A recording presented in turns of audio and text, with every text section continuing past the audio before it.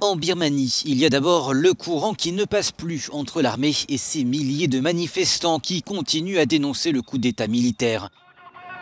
Et puis il y a la connexion qui ne passe plus, littéralement, celle d'Internet coupée de nouveau très tôt dans la nuit de lundi à mardi par l'armée.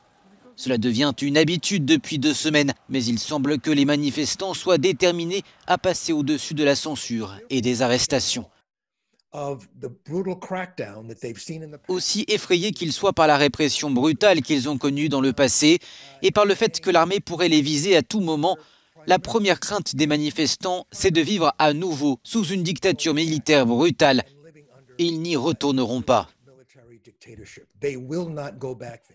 Dans la capitale, Naypyidaw, des manifestants se sont rassemblés devant un commissariat de police où un groupe de lycéens a été libéré. En tout, plus de 400 personnes, responsables politiques, militants, médecins ou encore étudiants, ont été arrêtés depuis le début de la contestation. Ailleurs dans le pays, des moines bouddhistes ont rejoint la mobilisation pour dénoncer le coup d'État militaire, 14 ans après leur révolution de Safran.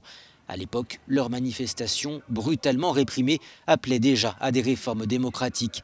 Des milliers de manifestants se sont aussi rassemblés devant les locaux de la Ligue nationale pour la démocratie, le parti d'Aung San Suu Kyi. Assignée à résidence après avoir été inculpée pour avoir importé illégalement des talkie-walkies, l'ex-dirigeante a été inculpée une seconde fois ce mardi pour avoir violé une loi sur la gestion des catastrophes naturelles.